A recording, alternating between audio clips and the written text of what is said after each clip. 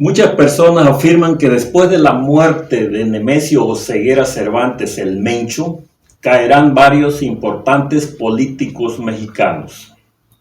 Los malquerientes de Andrés Manuel López Obrador van más allá. Afirman que el expresidente podría ser llamado a cuentas por Estados Unidos por presuntos vínculos con el narcotráfico. Lo más seguro es que sí caerán encumbrados políticos, encumbrados personajes, principalmente servidores públicos, exfuncionarios y empresarios.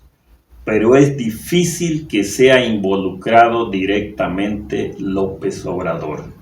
Sería un hecho sin precedente en México, porque en otros países ya ha sucedido. Saludos de Pepe Valencia.